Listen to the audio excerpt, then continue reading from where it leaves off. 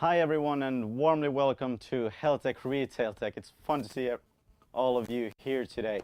For those who don't know what Hel Tech is all about, it's a laid-back meetup that we started back in May 2017. We've done almost 30 events at this point, with themes ranging from blockchain to open banking to space, and now we're here today with retail tech. So it's super fun to hear what all our speakers got to say today.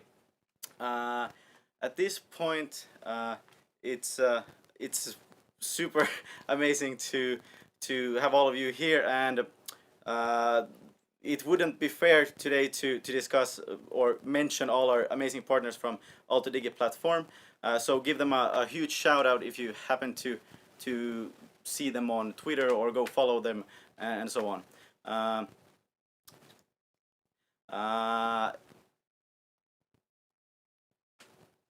Yeah.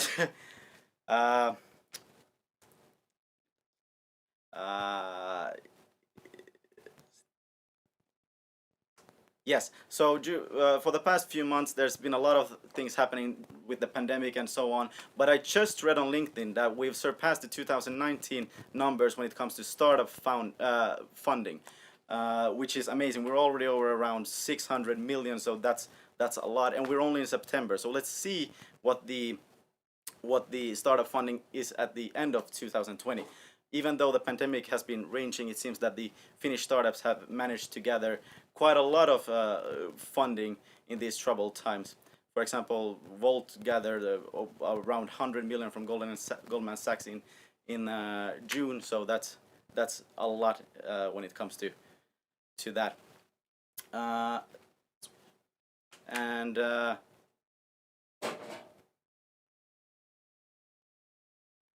so other than that, if you manage to see us on social media, just give us a huge shout out. Use the hashtag Hel Tech. If you have any questions that come up during our keynote speeches, just shoot them in the YouTube comment section, and we'll try to ask them during the question part of this event.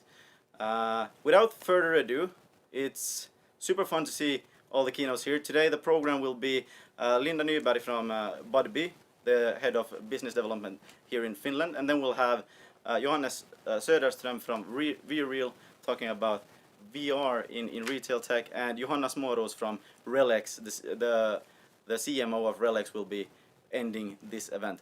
But without further ado, let's welcome the first speaker, Linda Nyberg. She's been really into retail when it comes, or logistics, back 10 years, so that's a lot of experience when it comes to that, and joined Budbee back in 2019, so she can definitely tell you all about retail tech. Welcome, Linda. Thank you. All right, so I'm representing Budbee today, and the topic for today is creating the best online shopping delivery experience. And the agenda for today is first I'm going to talk about a little bit of Budbee and give a short introduction of the company for those who don't know us so well. Then we are going to look at the consumer perspective a little bit more, and how to improve the customer experience as well, because it's a vital part of the online shopping. And then also see what our merchants are saying about us, and then we will take the questions after that. So Budbee is a Swedish startup which was founded in 2015, and we did our first delivery in 2016, and basically it's been quite a ride since then. So we scaled up quite a lot, and in 2018 we were market leaders for home deliveries from web shops in Sweden, and our main investors include H&M and Kinnevik, and basically through the scale up we wanted to expand even further our service, so then we expanded to 3 other countries in Europe, and At the moment, it looks like this. So basically, we reach about 25 million people. And in addition to Finland and Sweden, we are located in Denmark and the Netherlands.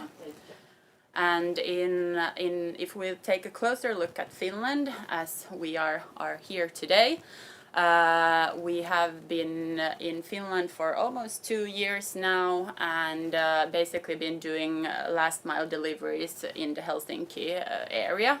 But then a couple of months ago, we opened up Oulu and Turku as well, and in the end of September, as it seems, we will open up Tampere as well.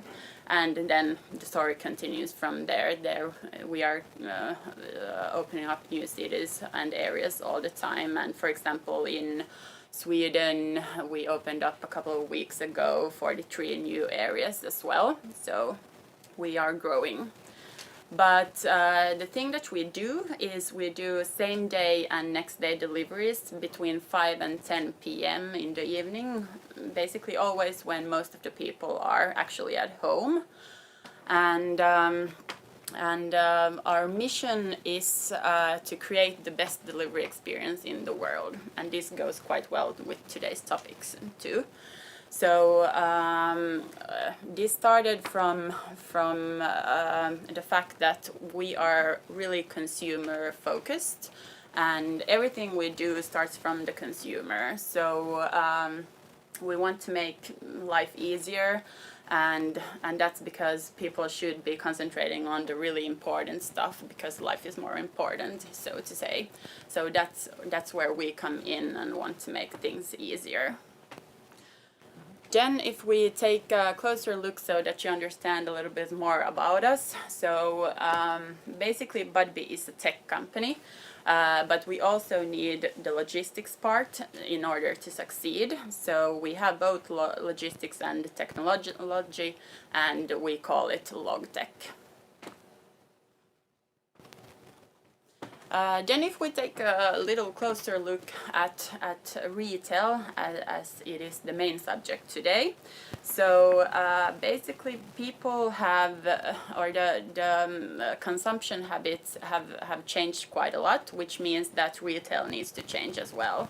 So people are always connected, have really hectic lifestyles, and time is really crucial for everyone, which means that the retail needs to change as well. And then again, logistics, or the last mile part, needs to change as well after that in order to meet the demands of the consumers. But then if we look a little bit closer on how consumers today have to spend their time. So when it comes to deliveries, consumers have to wait in line. The pickup points are really used in Sweden, for example, but also in Finland. Or then just waiting in at home so that you don't really know when your package is coming, or then carrying just heavy parcels home instead of getting them to your home door.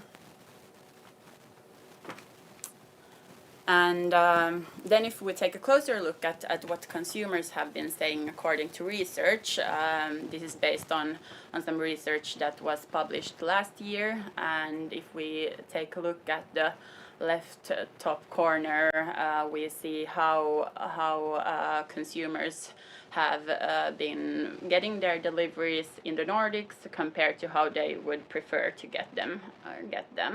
And this shows that most of the people have been using pickup points, but then again, most of the people would like to get them to their home door, but home deliveries have just been really, really difficult in that sense. So that's why it hasn't been that used.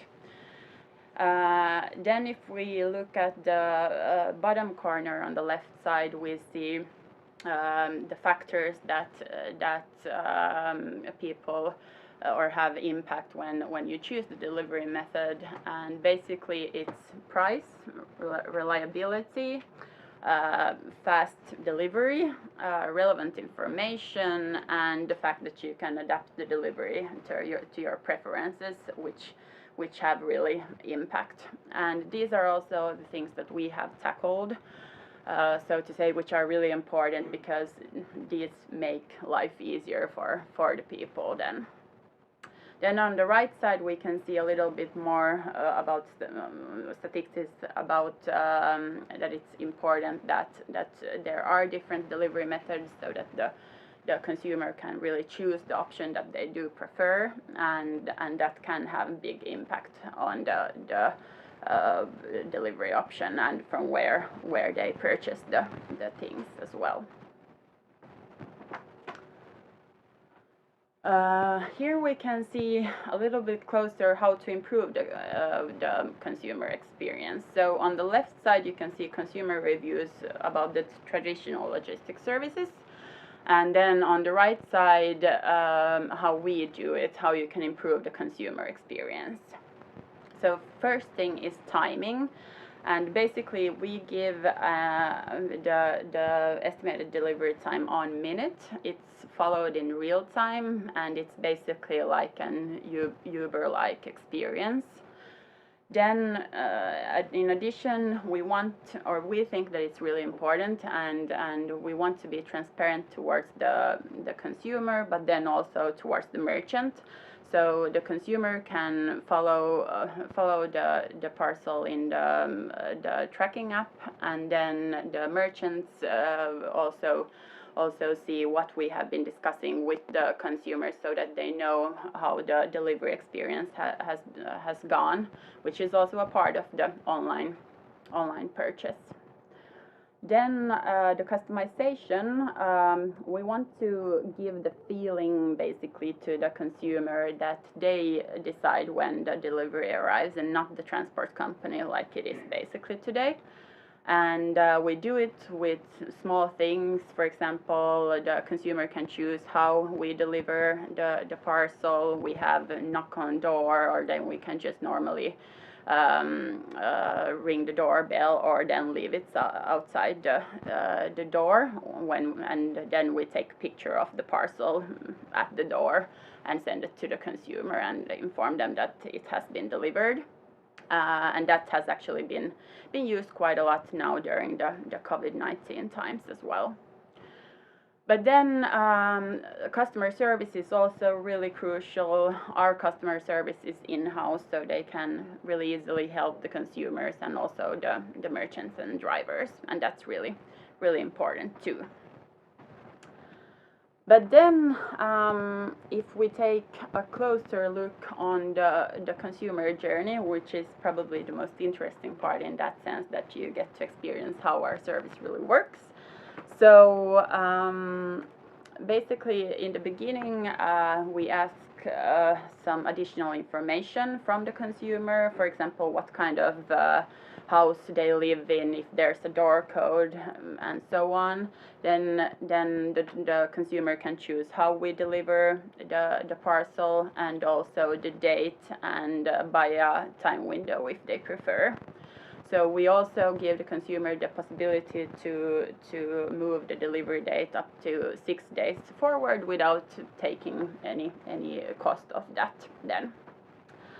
Then during the actual delivery, the consumer has received an 1 hour time window around 2 o'clock or after lunch basically, and then around 4 or 5 in the afternoon they can then follow the delivery, so they can see how many minutes until the estimated arrival is, where on the map also where the car is, how many stops there are, and also the driver's picture and name, so that they know who's coming to their home door.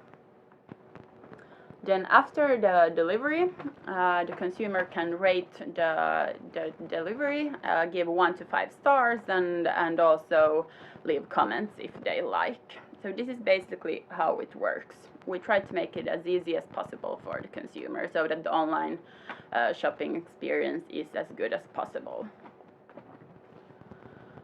Then if we look at the consumer reviews that we have received, basically a third of our deliveries are reviewed, and our average rating is 4.9 out of 5, which we are quite proud of as well, to be honest. But the fact that a third of the people really want to give a review and put time on that clearly shows that I think that we do something in the right way then.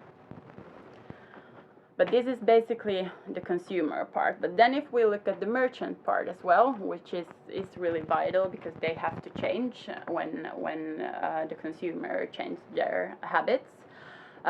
We have done quite a lot of research together with our merchants, and basically we have noticed that in average the average order value increases about 25%. At the same time, the repurchase rate increases about 15%, and then also the delivery customer service cases is reduced or decreased about with 50% as well. So basically, we give more value to the merchants, but then also savings by our delivery service.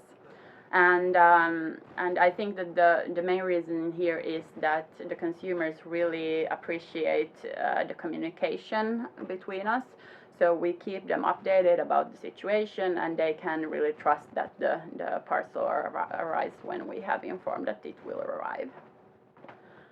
Then another thing that we have noticed that consumers are more interested in is of course the green values, and the way we see this is that we are basically a part of the problem but also a part of the solution because we are still a transport company.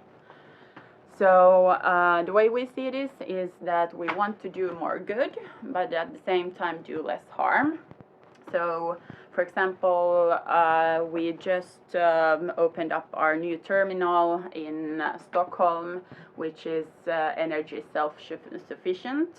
There are solar power panels on the roof, and you can see a picture there in the right-hand corner.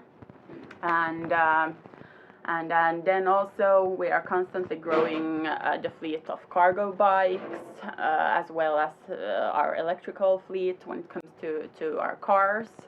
And then also fossil-free deliveries are becoming more and more important to us. So we are doing different kind of project when it comes to fossil-free deliveries. For example, we have fossil-free zones in Stockholm, Gothenburg and Malmö. We are also doing fossil-free line hauls within Sweden and supporting our partners with fossil-free fuels. So we are really emphasizing that, and we also informed the consumers about this because they really think that it is important. But then when it comes to doing less harm, for example, our developments when it comes to the tech part optimizes the driving and basically reduces the drive time by 30% approximately. At the same time, 98% of our deliveries are delivered on the first time, which is quite high when it comes to home deliveries too. And then we have been compensating our CO2 emissions from the very first beginning, and it's been really, really important to us as well. Then if we take a last summary of what I've been discussing about today, basically the number one thing is the consumer focus. When it comes to retail, the customer is king, and they make the decision. So you have to make sure that it is really good for the consumer. And the delivery option matters, so there needs to be several different options for that too. And the customers are more demanding, and it is important that the customer service is good, and that the whole chain really functions in the way it's supposed to, because that has impact on future business too. and the green values are becoming more and more important. So the customers are really conscious when it comes to this and make also decisions based on this. But that's all for me. Thank you. Thank you so much, Linda. We actually got a audience question. How do you see that you differentiate from other delivery apps? For example, let's specifically mentioning that what if a meal delivery business wanted to join the delivery business, let's say? Yeah, well, currently we are not doing meal deliveries. So when it comes to this, we have been actually delivering food when we started, but then we wanted to basically scale up our service. So we want to concentrate on the other stuff. So we are currently not doing those and let the other companies do that, Okay. and we do our thing. Yeah. Okay. So, but how do you, in that case, differentiate from other delivery services? The way we work, the way we communicate, and the fact that it's in real time, the tracking as well. Many others aren't doing that in Finland, so that's something new. And then we are doing other things as well. So, for example, this leave outside door thing, when we take a picture of it and send it to the consumer. Other companies don't have it at the moment, and we have been actually using that for quite a long time already. Then also, I think that we have a different customer focus compared to the other companies. We also started this knock on door and speak quietly, because we started to deliver for a couple of web shops that sells stuff for kids basically. So we got bad reviews and we were looking at those and noticed then that okay, we woke up the kids. So I mean, that ruins the whole night basically. Okay. So then we took that and kind of got rid of those bad reviews as well. So it's all a little bit in the kind of details with what you do in that case. Yeah. How has kind of the COVID-19 situation affected your business when it comes to Yeah, well, basically we have grown quite a lot, and people have been ordering very much to their home, and the fact that we can do it without any human contact is really something that people like too. And I think that now when many have tried us for the first time, they don't really want to try anything else after that. So they have kind of noticed that this can be done in a different way as well, and then understand that home deliveries can really work. Okay, so what's kind of the specific price for using the service, and is it for example cheaper than using Posti here in Finland, or? Well, it's the merchant or the web shop who puts the price Okay, on, so it's yeah. Okay, so it's that the way. But then again, we don't want to be a luxury service either, so we want to be the normal everyday thing that you choose, like in the same way as you choose basically the boxes here in Finland. So. Okay, and you also mentioned that you've been trying to get kind of the consumer to choose the delivery time instead of the delivery company. Yeah. How has that kind of worked out with? And you also mentioned that without without an extra price, they're allowed to change the date and so on. Yeah. How is that business-wise possible? Doesn't it kind of affect all the operations, or? Of course, yeah, it does. But then again, many people want the delivery as soon as possible, so we don't really have that much in stock, so to say, and it's only 6 days, so it's not a long time. Okay. Anyways. But we want to give the option to the consumer. So basically, if they are on some kind of trip, okay, people are not really traveling at the moment, but still, if they would be somewhere so that they can't receive it, then they have the possibility to easily change it without really. You can do it in the app really easily, without having to try to get in touch with us or anything else. It's really easy, and they can choose it themselves. And then we also have the time windows that you can buy if you want it for a specific time. so there are options, but the main thing is that there needs to be enough options for the consumer. Okay, so it's all consumer first. Let's put it that way. Yeah, Thank you always. very much, Linda. Thank you so much. Thank you. Computer here. Next up, we've got Johannes Söderström from WeReal. He's going to be talking a little bit about VR and connected to retail specifics when it comes to that. Welcome, Johannes, to the stage. Are you ready to take it on? Thank you. Thank you for the great introduction.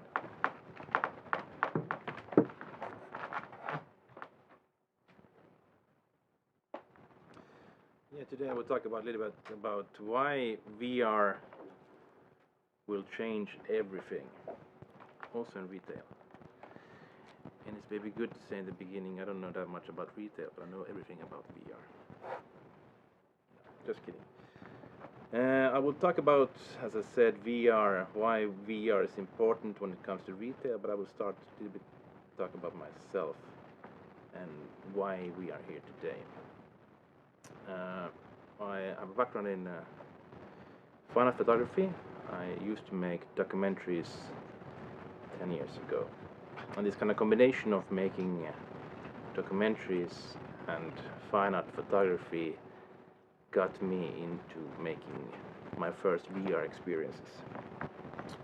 I had kind of a really bad experience in Egypt.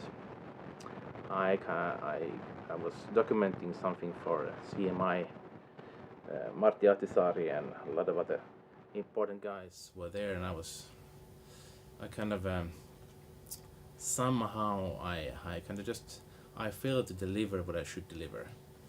So it was a really bad experience for me, and I went afterwards. We had a direct shoot to Finland, to the MTV3 News, and everybody was waiting for material. Never happened. So I was it was a really bad day for me. But I went to the pyramids afterwards, and it was just during the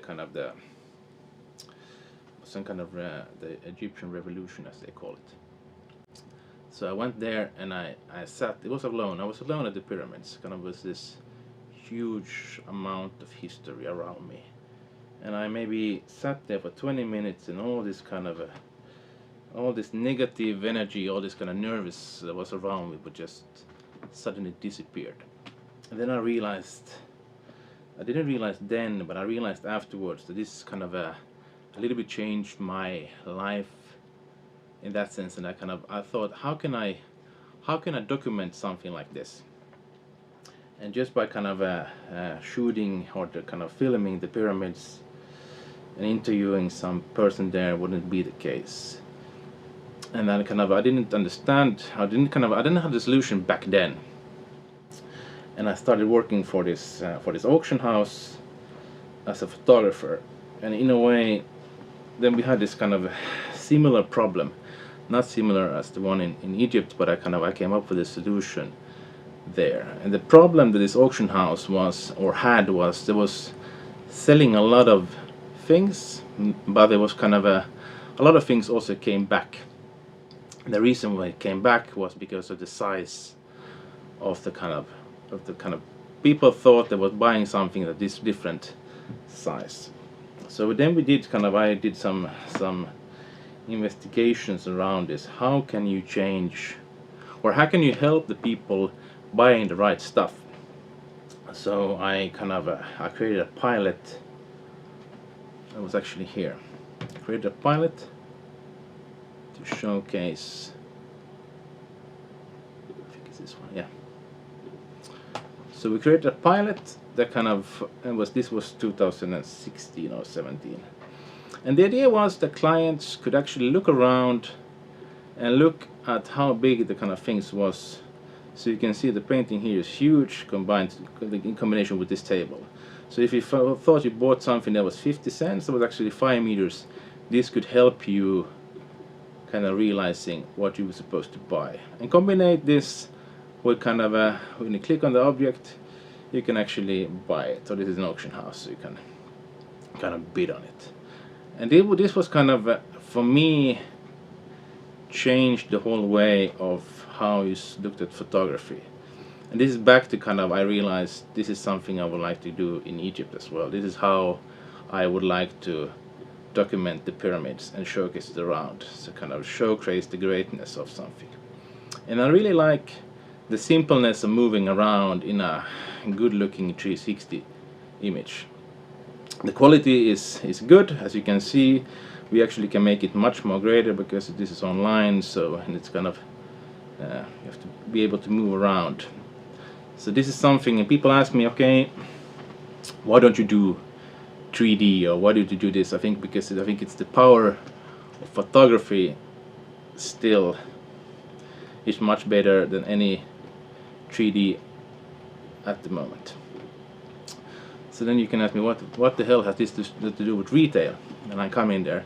The problem, I would say, with why VR doesn't or hasn't yet started to work out in VR or in retail is the fact, I don't know if you have seen the VR glasses that's out there today. They are huge, they are massive, and they're made for gaming. So I wouldn't see kind of any consumer put on this and go and buy your milk from your store. But it's coming. It's coming sooner than you think. And I think it's kind of the great things about this kind of bulky thing you put on your head. It's the immersiveness of it. And the immersiveness, this kind of the tools I'm showing you now is also works in VR. This is just the kind of the web version of it. And it's again, we have done similar things. Here's a kind of a shop in China that used the same technology. You can look around. If you want to buy that one, you can look at it. You can open up a picture of it. It's a combination of a web shop in a virtual reality space, and then you can just buy it. Simple as that. But the reason why it hasn't kind of yet kind of worked through in retail is because of the size of it. That's kind of one thing. It's the hardware. The hardware is really hard to kind of use, but also the software and the guys creating the software. If you look at Finland, for example, now there's a lot of companies doing really, really interesting things when it's come to VR. But they kind of they're thinking of this in the two-dimensional way still, or they kind of in the old school way. So then kind of they're creating, let's say you create a space, you create VR for meetings. That's a really popular thing now, especially during the COVID times. And what do? Yeah, you kind of create meeting rooms. You create this kind of a space where people can meet. But it's kind of weird because meeting rooms, that's the way we used to meet. Why do you want to go in a virtual space to a meeting room? It kind of feels really weird in a way. That's kind of what you do when you still need to go into the building. And I think that's the same also when it comes to shops. It kind of, why do you need to go to a shop to buy something when you can go somewhere else? And I think that's kind of the key that will change it a little bit. Kind of will we use shops as they used to be? Will we copy shops in a virtual reality world? I don't think so. I think it will be different. I think there are already kind of cloning cities, for example. Helsinki is cloned. There's a virtual version of Helsinki, and it's kind of, I think that's going to be interesting. Now the biggest store or kind of a retailer we have, or the most glorious one, Stockmann, is not doing that well. But who will be the virtual? Kind of the space will be interesting in the future. The virtual space will be much more interesting than it is at the moment. And I'm thinking also that's one interesting way of seeing it. And also I think it's big stores like IKEA, for example. They're probably doing it already, but I think it's instead of creating a virtual space of IKEA, that could be easily done. Kind of just copying their stores. All the stores are the same, and you can do it. I see it more that we would combine the market, the kind of the real estate market. So you basically kind of you will have a real estate that looks like this, and then you have the IKEA version when you change all the kitchens and all the kind of things on the floor you put there. And there's a lot of companies doing it already, but they're kind of they're not for sale. So you can't go in, you can't look at a flat at the moment and buy the things on the walls. And I think that's weird, because that's basically a virtual space that could be used for selling items. And that's kind of how I see the kind of the future of it. And it's we focus on Be Real. My company focuses on education, and what we do is basically we kind of we document the space. It could be any space, but mostly historical things. And then we have school classes creating the content. And the funny thing is to kind of see, they will do it kind of in groups, alone, and so on. But to compare the results of different schools creating the kind of the content inside it, that's really interesting. And we're hoping now we're gonna take it to doing some pilots now in Scandinavia, and it kind of be really interesting to see. For example, if you talk about a city close to Helsinki, Viipuri, they're kind of seeing the Russian kids and the Finnish kids, how they look at the same space. That could be really interesting in a virtual space. So that's things that we focus on at the moment. Some really, this is, for example, one of the spaces that we kind of having documented. This is Hämeenlinna,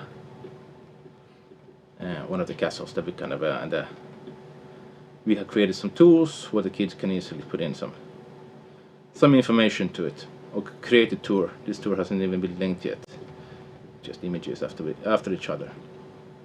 So that's somehow how I see it. And I think it's also, we don't know, kind of it's kind of I think it's already out there. When Apple comes out now with the new, or start coming out with these AR VR glasses in a couple of months, how that will change how we use the phones. Will we use the phones in 5 years? Do we have any phones anymore? No. Do we need them? I don't know. That's some kind of topics that could be. It's going to be interesting to see. Yeah, that was. Do we have some interesting or some good comments from our users that are saying I'm wrong, this won't happen? At this point, we don't have any audience questions, but I can shoot a few ones. Okay, cool. So to start with, where's Be Real heading in the future? What's your plans for? I'm kind of weak towards education. I'm looking really forward to see what we can do with education.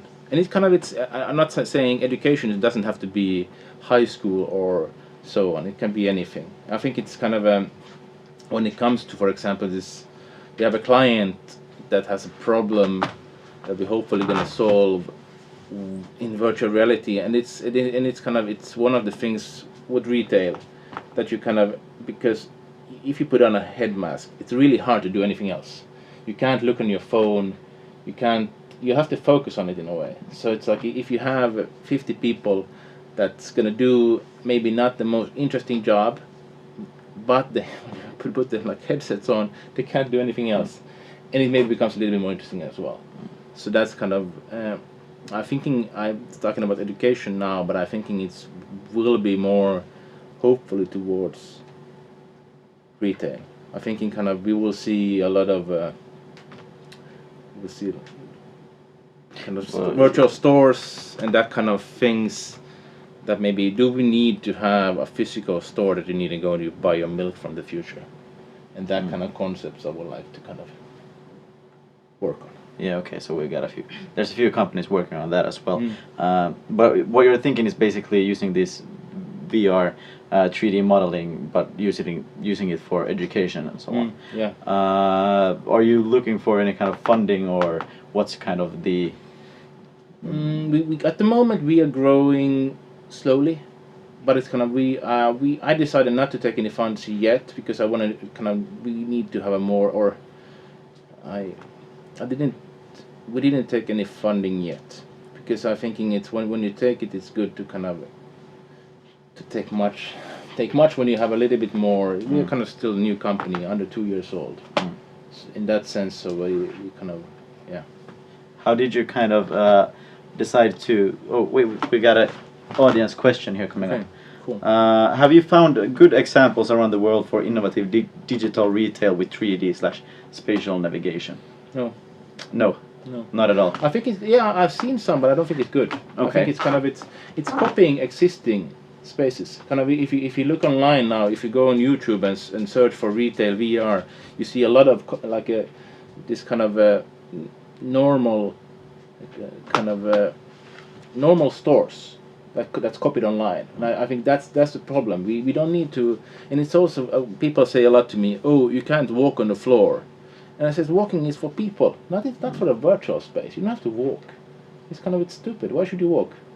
Why do you need to go 1 meter from here to there? Like that's why I have the photographers that can choose for you the best place to stand on. We kind of that's the same way with those kind of things. You think you should copy the real world, but I think the virtual world is kind of it's not a copy of the real world. It doesn't have to be. That's where kind of the interesting yeah, future lies. Okay. I think Okay. especially when it comes to shopping, it's the interesting thing when it comes to this kind of virtual shopping, for example. It's okay. We talk about a lot about this kind of how does companies collect data and so on.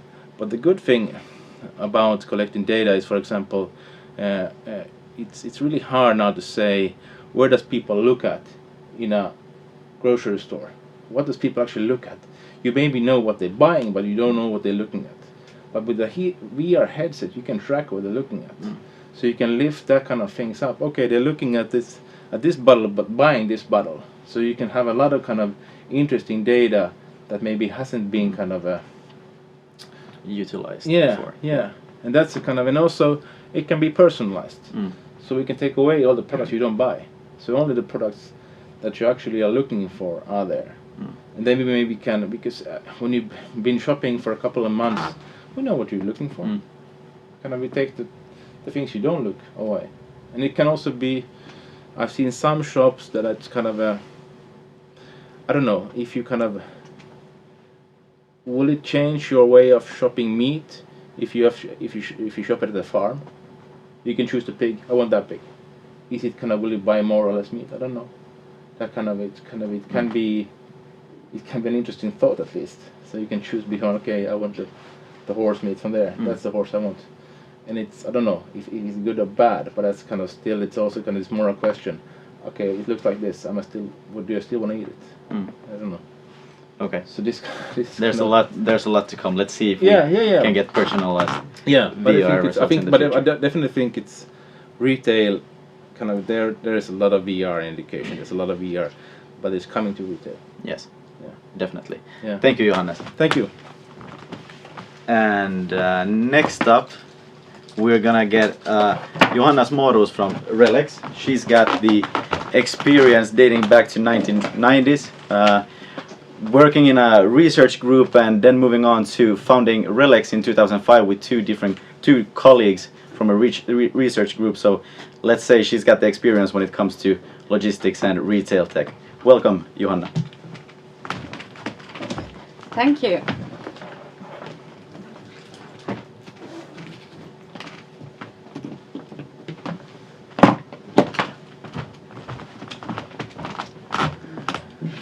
Cool, now we're all set up. Thanks for that nice introduction, making me sound like I'm 100 years old, although I'm just regularly middle-aged at this point. Yeah, as mentioned, I have a background in research, and this is a bit like coming home because we're doing this in Otaniemi, where I spent way too much time over the years. So first as a master's student, and then as a PhD student, and then finally defending my dissertation on supply chains. And after that, founding Relex. So in essence, I've never had a real job. My current title is CMO, so Chief Marketing Officer. but basically I have zero competence in marketing, but quite a lot of competence in supply chain and retail process optimization. And that being my favorite topic, it's something I'm going to talk a bit about today. So basically, how food retailers in particular can leverage AI for increased sustainability and profitability. So definitely a win-win case for both business and the planet. Some of you may have heard about Relex solutions previously. There was quite a lot of news around Relex last year when we secured a 200 million investment from TCV aimed at basically further growing the company. So we're basically a hyper growth company. We've been growing by more than 40% annually since the start in 2005. Currently we have a team of about 850 people with headquarters in Finland and then 12 international offices around the world. What we do is optimizing retail for every future. And now this sounds very confusing. We do a lot of hardcore number crunching. I'm not going to go into all the details, but I will give you some examples today. We work with a lot of large and mid-sized retailers around the world, quite a lot of food retailers.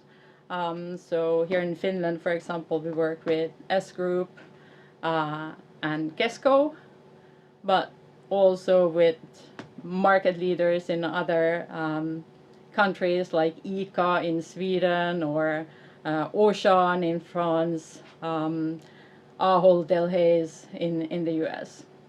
We also work with other kinds of retail. So for example, pet supplies retail, Musti Group here in Finland or the Nordics, and PetSmart in the US.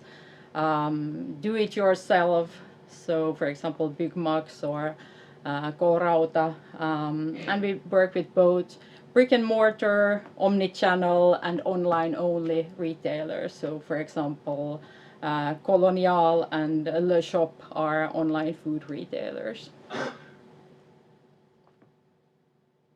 But the topic for today is optimizing the flow of goods in grocery retail.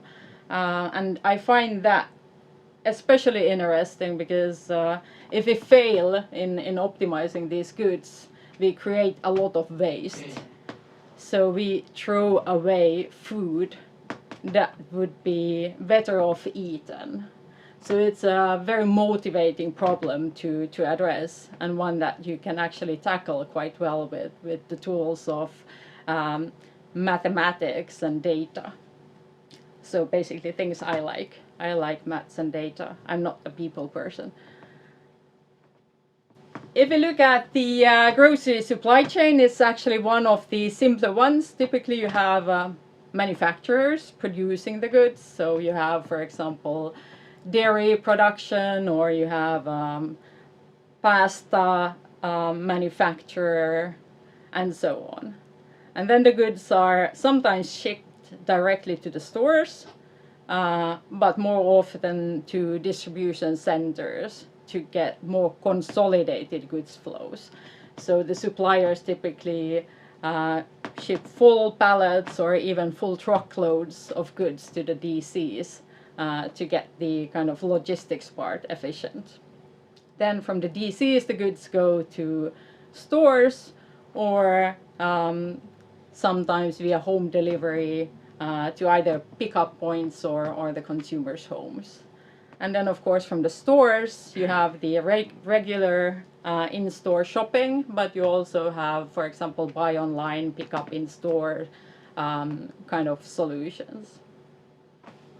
But what makes this interesting is the sheer volume of doing this.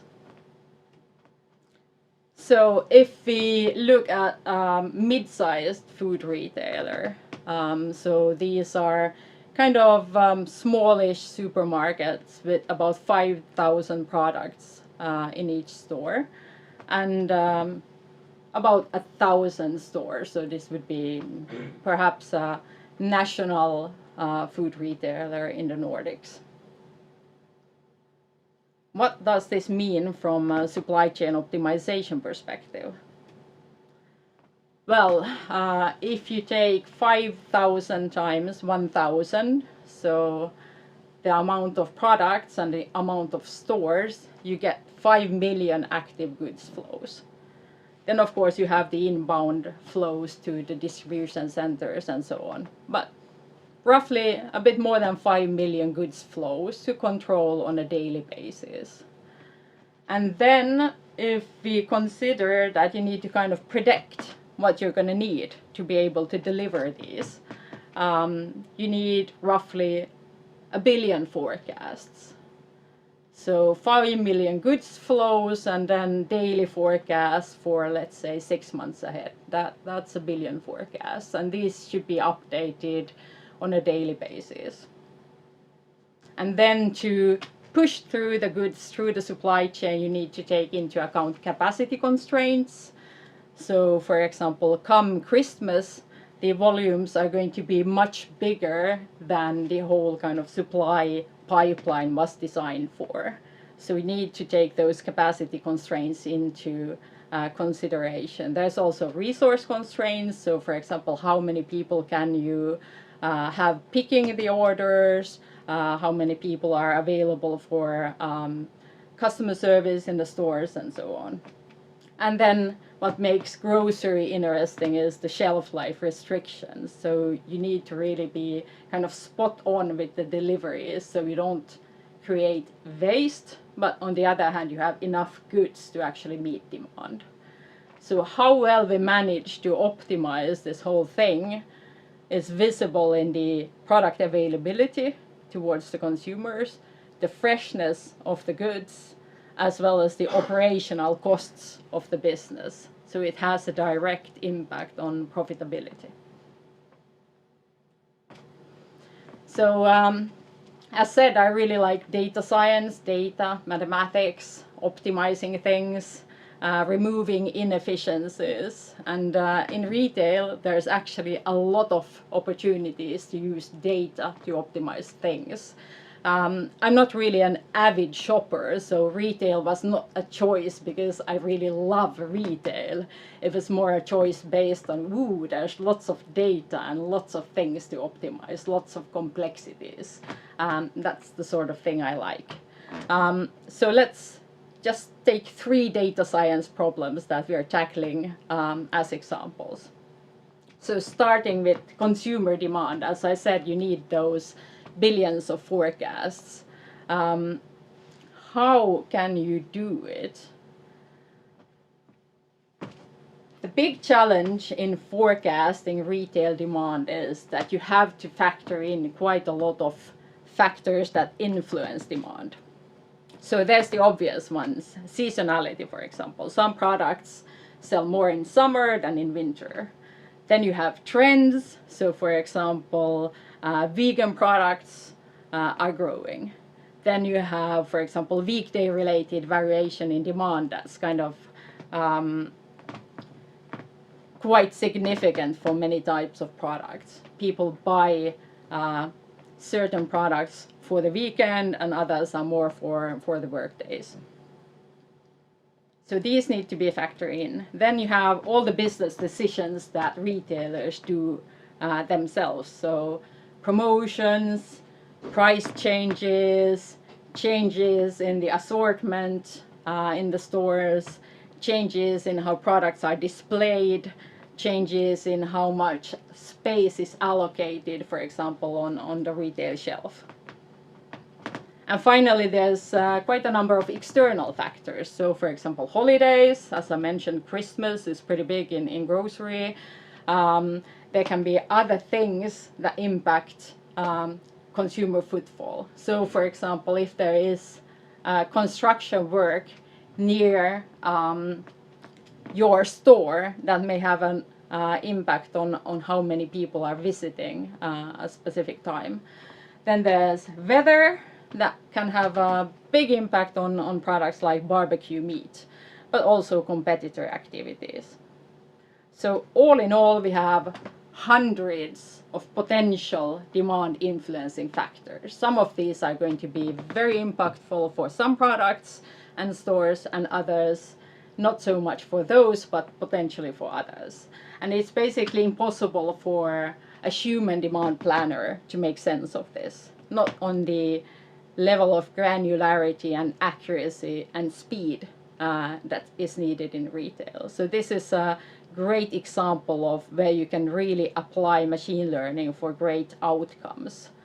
So when we use machine learning to take in all these different data types and make sense of it, we get more accurate demand forecasts, both for the shorter term as well as the longer term. Here's a really messy real-life example, but that's how life it's messy. Unfortunately, I also needed to shrink the picture to make it fit on the slide, so it's even messier than it should be. But basically what you see here is some blue boxes, and those are all promotions. So lots of overlapping promotions. Some loyalty bonuses, some price changes, lots of things going on. And then you see some green boxes that are actually holidays, so for example Mother's Day. In the graph you can also see a black line, and that's the price of this specific product. And as you can see, it varies with the promotions. Sometimes the discount is bigger, sometimes it's smaller. And it does have a big impact on how effective the promotion is from a demand generation sense. So when we do a bigger price reduction, we actually see that demand increases quite significantly. And that's actually quite typical. So it's not just the discount, but if a product drops to have the lowest price in a category, it typically captures a bigger share of sales than you would derive just based on the discount. But using machine learning, we actually managed to map these patterns in the forecast quite nicely. So as you can see, or basically you cannot see, because the forecast and the sales graphs are pretty much on top of each other. So we capture both the weekend impact, we capture the promotion impact, and we capture the price impact on the forecast, which allows us to manage this perishable product very effectively. Another data science problem is in store inventory optimization. If you have a bit of background in statistics or operations research, you know that a forecast is not actually just one number. It's a probability distribution. So when I say that my forecast is 100, what I'm actually saying is that I'm pretty confident that sales will land somewhere between, let's say, 90 and 110. So the forecast is we can't rely on it being perfectly accurate. So we still need to have some amount of safety stock or buffer in the supply chain to get very high availability. And this, of course, also needs to be optimized. And this is especially important for slow movers with long shelf life. Think detergents. The easiest solution is to add enough buffer stock. Fill the shelf space. Even if you sell just one SKU or one pack per week, if it doesn't cost you a lot, put in 4 on the shelf and you'll be super safe. It's also quite efficient to put in those 4 in one go. But when we talk about perishable products like fresh bread, for example, pre-packed sushi, anything that spoils easily, we have to really balance and understand the probability calculation of the forecast. So we need to balance the risk of lost sales with the risk of waste. And we can create a utility function to optimize this for each order we place. So for example, if demand is higher in the weekend, the safety stock or the optimal result for this equation is going to look different than it's going to look for an order placed Monday morning.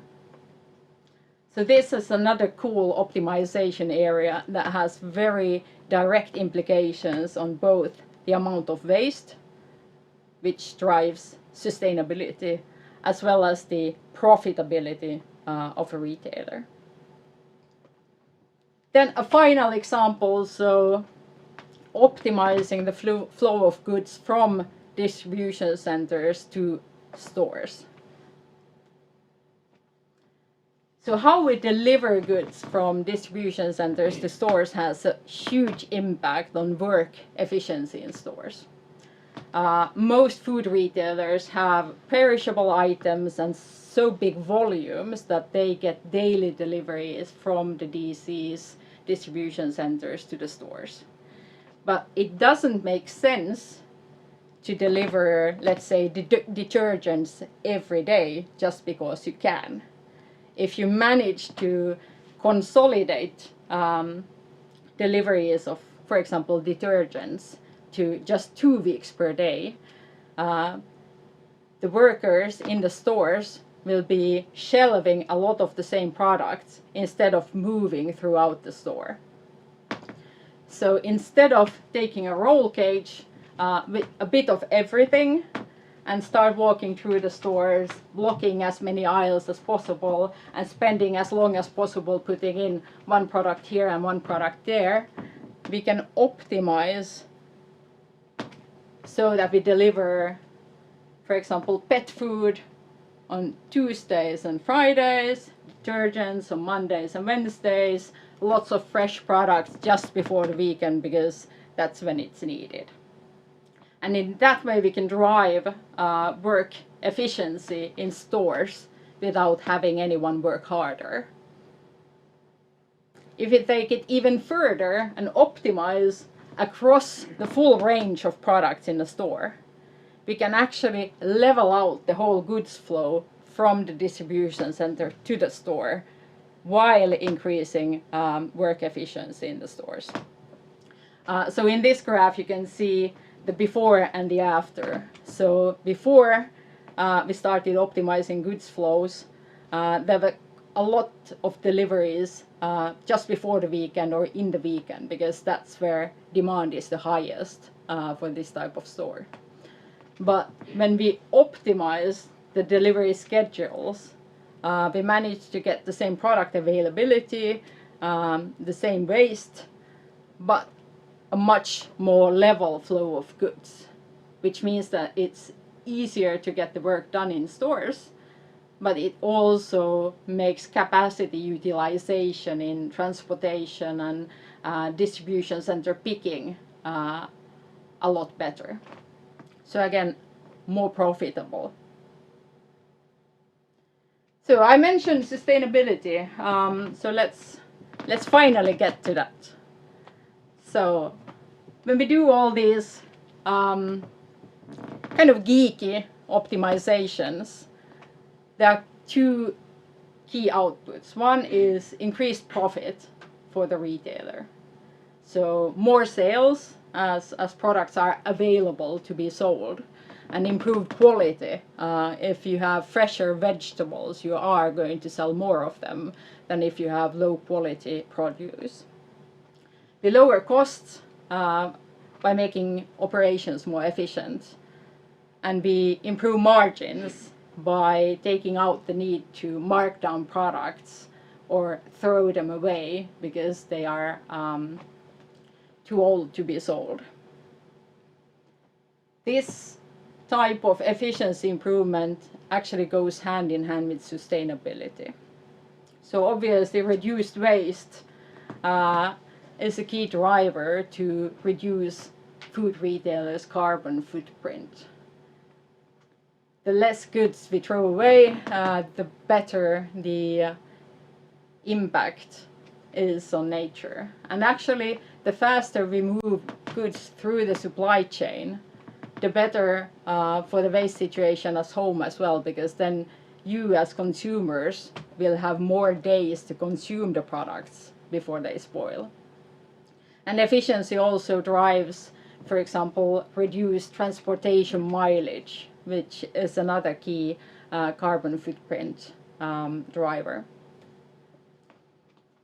We've actually measured the impact on carbon footprint in food retail because we're not expert in carbon footprinting. We use the help of an environmental consultancy agency called Gaia, and they looked at 4 of our customers who gave them all the details down to the product store level on the impact we've had through more optimized goods flows.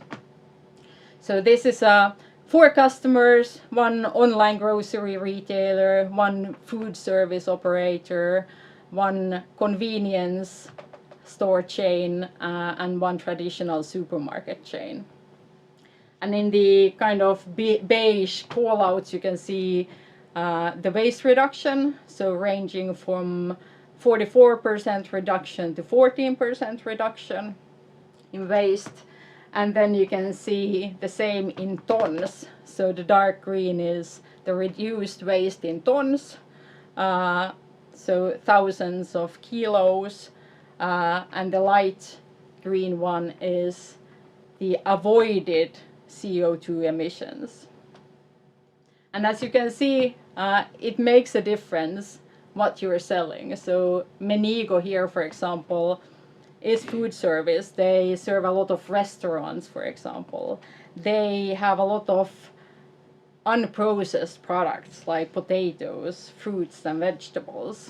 Whereas, for example, W.H. Smith is a chain of convenience stores, and they have a lot of sandwiches and highly processed products that they are selling, and the carbon footprint of those products is typically a lot bigger. So when we kind of generalize to our customer base in 2019, when this study was done, it makes up to 8,500 tons of saved food waste, and that corresponds to about 70,000 flights from New York to Paris that have been kind of removed by doing better supply chain optimization. All the while saving a lot of money for these retailers. So this is what is really cool, that you have the business interest and the sustainability interest perfectly aligned. So everyone wins, which makes it a lot easier to drive change. So to summarize, lots of interesting problems to solve in retail. You can apply data science all over. I would love to see more engineers go into retail. It's been kind of a fluffy area for a long time.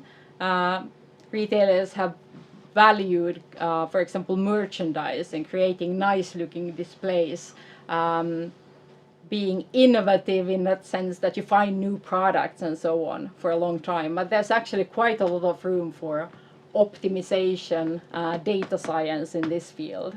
And for example, we work with demand forecasting, supply chain optimization, but also, for example, workforce optimization, promotion and markdown optimization, and the optimization of how space is used in stores. And in all of these areas, there's plenty of opportunities to use, for example, machine learning or AI algorithms to get speed, accuracy, and automation into the supply chains. Thank you. Thank you, Johanna. We actually have 5 really good questions coming here from the audience. First up, if 1,000 stock keeping units and 100 stores means 1 billion forecasts, Does 2,000 stock keeping units mean 2 billion forecasts, or is it more in that sense? Okay, so rather than trying to do the maths, I'll explain the steps. So first you have the number of stores and the number of products. You multiply these, you get the number of active goods flows. Okay? But then for each goods flow, you need to know not just what you're gonna deliver tomorrow, but also the day after, the day after, the day after. So if your forecast horizon is, say, half a year, that would be like 180 days roughly. So then you multiply the first number with 180. But then of course we have customers who forecast, for example, 18 months ahead, and then the number gets quickly quite large. Okay, so it's a little bit more complicated than just. It's always a little bit more complicated. Yeah, a little bit more That's complicated. what I love especially- about retail. Yeah, and with data, of course. Another one. Have you considered founding an online store yourself? I have. I always play with the idea that it would be fantastic to have my own retail chain, but just to kind of be able to implement all the newest and coolest ideas like super fast. But it would be a huge investment, because then you would need to do it like big scale to actually see the benefits. If you have your own tiny online store, optimizing a bit here and a bit there doesn't really make a huge difference. But if you have like one of the top 10 retail operations in the world, then 1% here is like tens of millions in savings. Yeah, so that's the problem with data. You need a lot before you can kind of implement it the right way. Another one. How has your demand forecasting based on historical data solution reacted to COVID, something that you cannot forecast? Yeah, so yes, we did not forecast per se COVID. However, there are quite a lot of things you can do with technology these days. So even though we don't claim that we were better than the virologists who were modeling these things, I've seen some people do that. It's super shady. But what we can do is react very quickly, very automatically, and kind of throughout with the right accuracy to what's going on.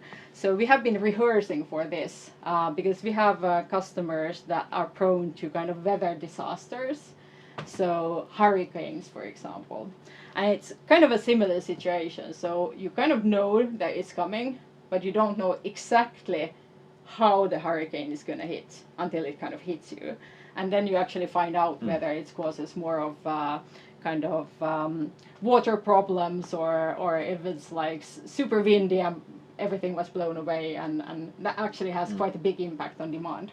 So it's basically stress testing. Yeah, so we were kind of prepared. We know how to buffer in a good way. So basically you want to buffer, for example, in distribution centers rather than in specific stores, because then you can react to local demand much more effectively. And then we had already built models for updating the forecast super quickly based on the latest demand without kind of overreacting. So this was like 100 hurricanes at the same time. Yeah, and I suppose you didn't kind of forecast at least the toilet paper consumption back in March. Yeah, I think that the main problem actually with toilet paper, now that you mention it, it's everyone's favorite topic. It wasn't really demand forecasting. There was enough toilet paper, and there still is enough toilet paper in the world. The problem is that the pipeline for pushing the goods through to the consumers is too small. It's not built for pushing out 100 times more toilet paper. And toilet paper is also very bulky. It requires a lot of space. So just kind of transporting it is difficult. Yeah. So it was more of a capacity issue than actually a kind of demand forecasting or understanding demand kind of situation. Okay, that's a great explanation actually. How do you cope with new products when there is little or none prior data? Yeah, so the traditional way in retail has been to find a reference product, so a similar product. So let's say we have a new type of cereal. Then you kind of manually go in and then you tag that this package is pretty much the same size and brand like as this one, so let's use this as a reference point. And we basically do a similar thing, but we automate it. So depending on what kind of product category you are working with, there are different attributes that are relevant. So for example, in some categories, maybe it's super relevant that the product is organic, or maybe the pack size is very relevant, or the price point in some categories. And then based on this, the system suggests kind of the starting point based on how other products are performing. And then we quickly update when we get some actual sales data. That sounds cool and relevant to do, actually. Then the last one, are the forecast challenges different for online-only customers versus brick and mortar? Yes and no. So the kind of general laws of forecasting apply equally. So basically, the more volume and the stabler volume you have, the easier it is to forecast. And on the other hand, forecasting slow movers, kind of the long tail products that sell sporadically is fairly impossible. So that's what they have in common. Then of course in brick and mortar stores you actually more often face this volume problem because the stores serve just a small amount of people compared to, for example, a distribution center that serves a whole country for online orders. But then on the other hand, in online you can have some additional requirements. So for example, being able to forecast per, for example, postal code to be able to support the delivery part of the operation. So not necessarily the inventory part is easier, but the delivery part may be more difficult because you need to get the time windows and whatnot's right. So the basics are the same, but then different flavors. Okay. And I'll end with an easier question. What's in the future for Relax? The future is humble world domination. Okay. Yeah, okay. It's cool that someone actually, mentions it or is honest about it at least. That's what's in store. Thank you very much, Johanna. Thank you. Thanks for having me. No problem. It was super fun to hear everything that you have to say. Let's shortly then wrap this up. Thank you all for being here today. Super fun to see all the great questions that we had in the audience as well. Coming up, we've got next month will be robotic process automation, RPA. So stay tuned in October as well. And also, Junction is coming back in November. So shoot in your applications for Junction 2020 Connected. Go to app.hackjunction.com and join us for an awesome event back in November. Thank you very much and see you in October.